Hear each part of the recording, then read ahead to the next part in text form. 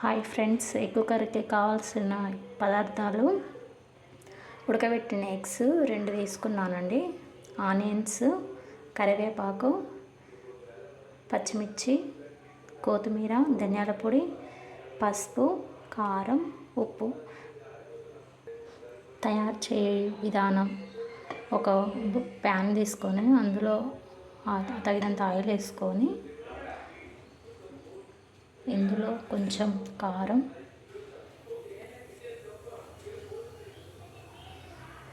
కొంచెం పసుపు,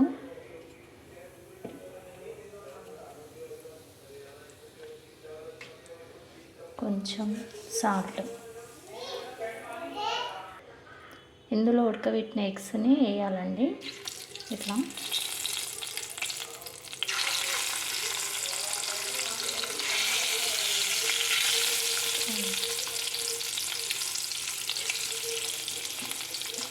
ఇట్లా చీల్చుకోవడం వల్ల ఉప్పు కారం అనేది మంచిగా పడుతుంది.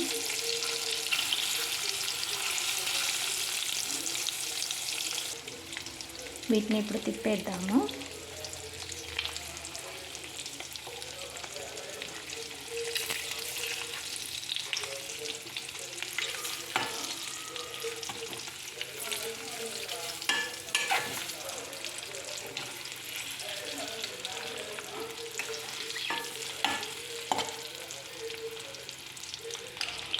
ఇలా కొంచెం మగ్గిన తర్వాత ఒక బౌల్లోకి తీసుకోవాలండి.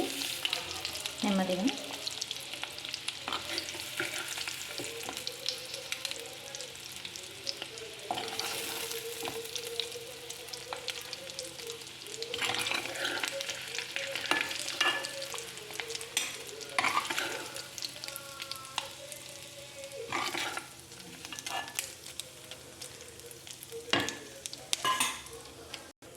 ఎగ్స్ అని ఇలా తీసుకున్న తర్వాత ఇందులో కొంచెం పోపు దినుసులు వేసుకున్నాం.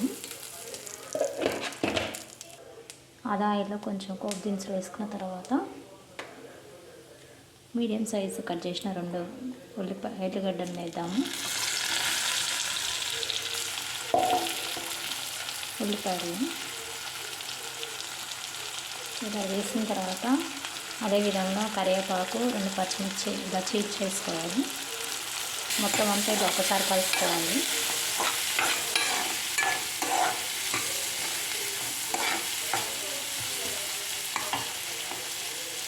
ఆనియన్స్ మగ్గడానికి కొంచెం సాల్ట్ వెళ్దాము, తొందర మగ్గుతాయి. మళ్ళీ ఒకసారి కలబెట్టుకుందాం.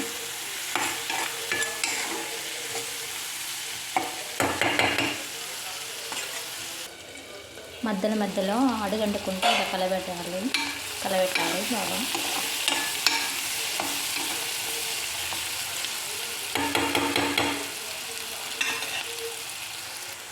ఇలా మగ్గిన తర్వాత కొంచెం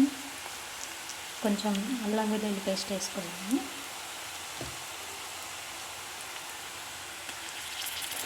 మళ్ళీ ఒకసారి కలుపుకోవాలి. ఇలా కలుపుకున్న తర్వాత మళ్ళీ ఒకసారి మూత పెట్టుకున్నాము.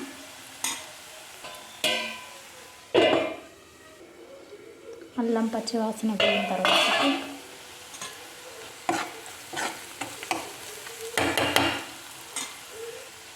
మిక్సీ పట్టిన 2 టమాటా ముక్కల్ని ఇలా మిక్సీ పెట్టుకొని ఇలా వేసుకోవాలండి. జ్యూస్ లాగా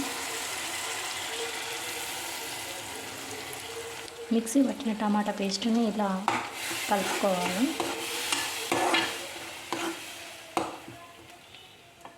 ఇప్పుడు ఇందులో కొంచెం కారం,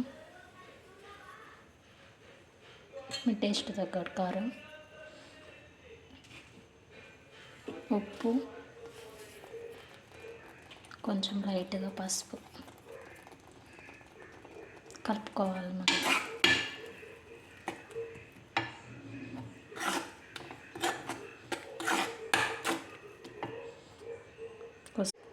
ఇలా ఆయిల్ పైకి తేలిన దాకా మీడియం ఫ్లేమ్లో పెట్టుకొని మగ్గనిచ్చుకోవాలి. చూద్దాము మగ్గిందో లేదో. చూడండి, గ్రేవీ కొంచెం దగ్గర పడ్డది.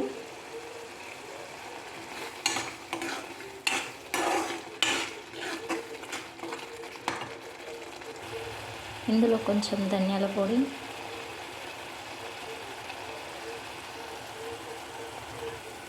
కొంచెం గరం మసాలా,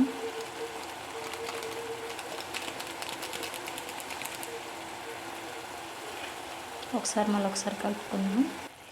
ఇప్పుడు ఉడకబెట్టిన ఈ ఎగ్ పీసులని ఒక్కొక్కటి ఇందులో వేసుకోవాలి.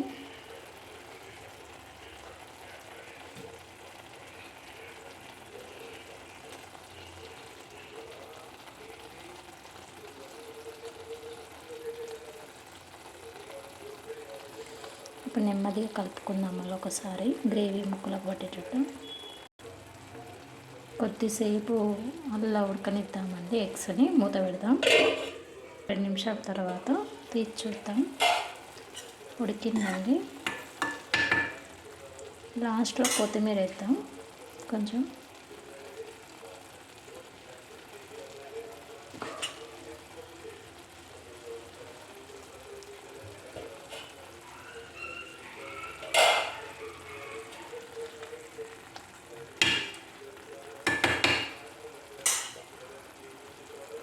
అంతేనండి, సింపుల్ ఎగ్ కర్రీ ఎలా చేయాలనేది చూశారు కదా అండి. నా ఈ వీడియో కనుక నచ్చినట్టయితే లైక్ చేసి, షేర్ చేసి, సబ్స్క్రైబ్ చేయండి. Thank you for video.